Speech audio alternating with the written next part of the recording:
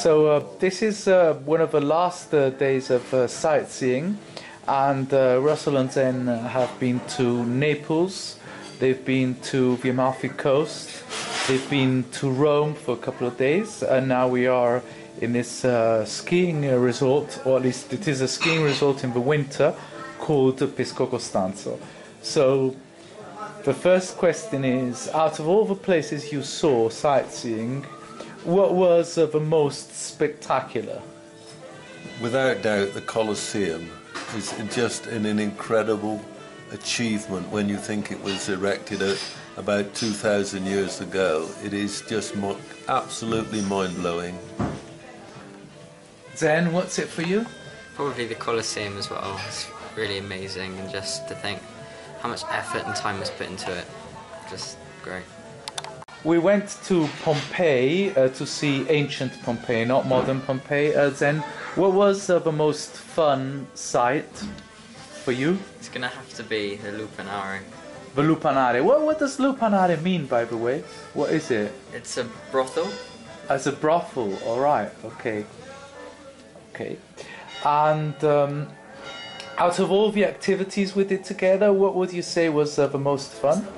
The most fun was definitely the Path of the Gods with the three of us, which was on a very hot day, and we started in a place I can never pronounce correctly. Agerola, and we finished in Positano, where we finished swimming.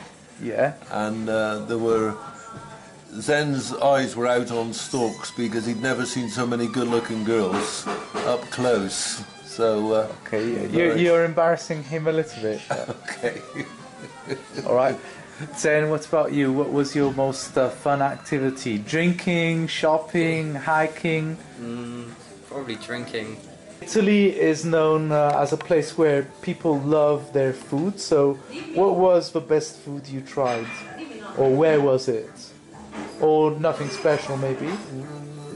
The best food, I think, was at my sister's house, I think. Was possibly last night. Or breakfast is fun, so other than that, I'm not going to comment. Okay, what about you, Zen? Well, I enjoy all the Italian food, or most of it that I've tried, because it's unique and I've never really tried anything like that before. Okay. Did you do any shopping? Very, very limited amount of shopping.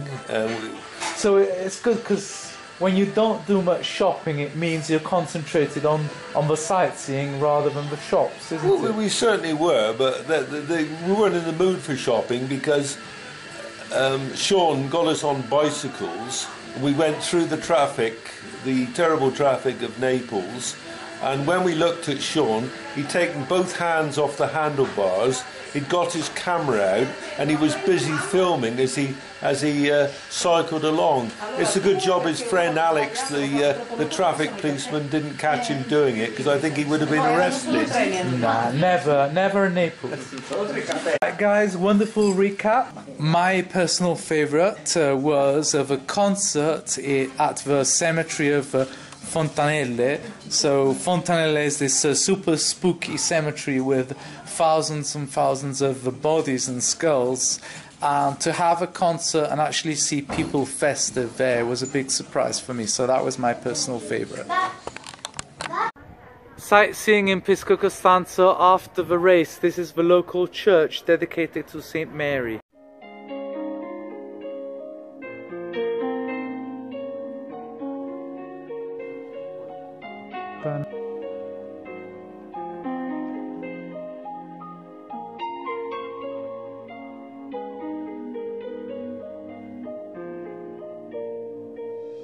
This is a young man confessing and swearing away all his sins. He'll have to say so many Holy Marys to make amends.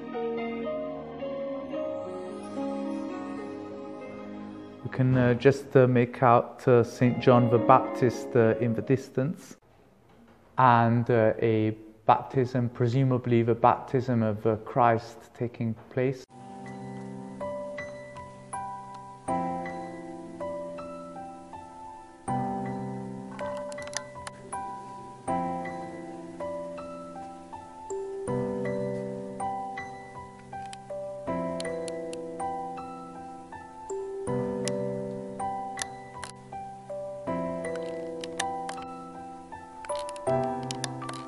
quantity of inlaid marble and gold leaf in the decor is absolutely lavish.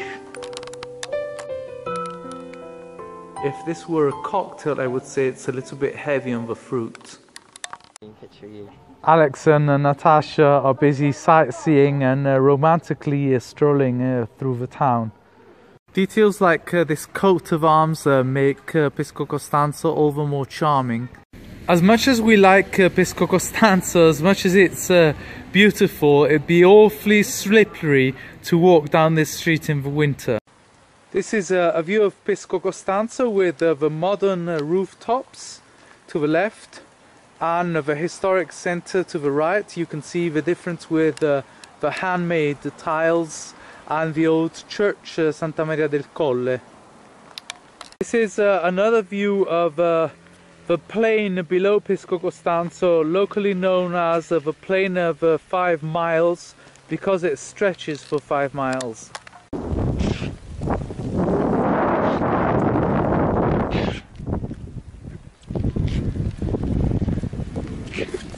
Finally, Pescocostanzo 360.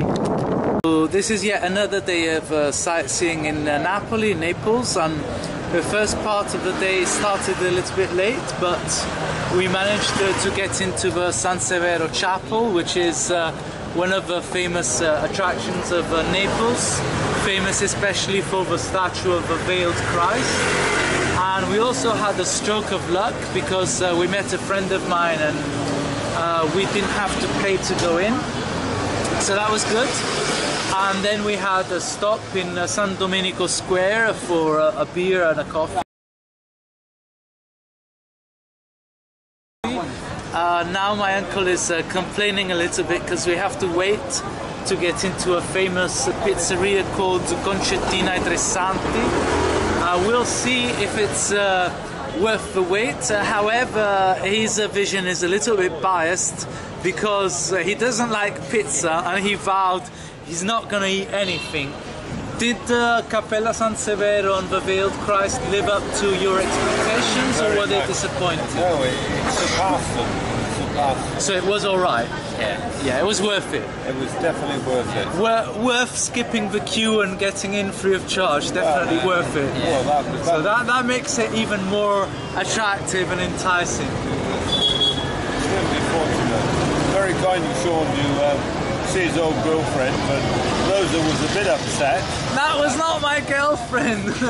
Rosa thought so. No. At Virgiliano Park for the last part of our sightseeing, and this is the hill of Posillipo. You may know that Posillipo means a respite from stress in Greek. The most distant strip of land there with the white building is called Gaiola, and it's a little cove. It means the cage. And to the left we can see Roman remains. So the Romans used to have their villas here, including people like Lucullo, the one famous for his feasts. This little bay in front of us is called Trentaremi, and here we have a vision of the Mediterranean and the Bay of Naples. It's a misty day, so we can't see Capri, but Capri is in front of us.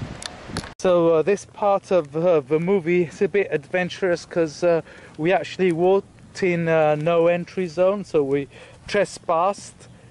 There's a sign saying danger, don't come here, and surely enough Zen said we should have bought some matches to set fire to all this dried weed. But anyway, the next view I'm showing you is the island of Nisida.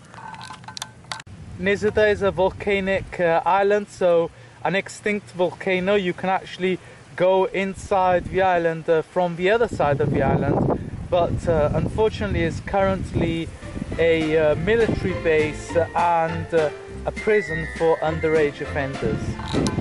In the distance, far beyond the eye of the camera, there are the islands of Procida and Ischia.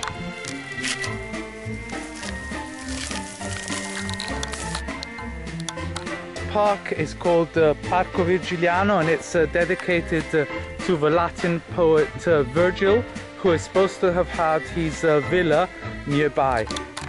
One whole lap of Virgiliano Park is 960 meters, so it's very popular with runners. Park is a favorite spot for young people. Some people elect to smoke and have a beer, but some people actually perform and do sports, like this young acrobat.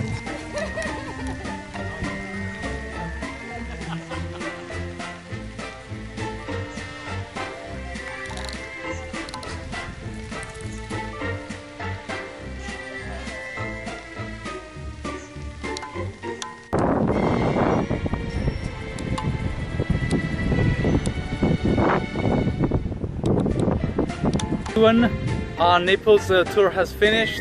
My uncle and my cousin have left, so I'm very sorry they left, and I went running just to keep my mind off it. And so this is a goodbye from Capodimonte Park, Capodimonte Hill and Naples.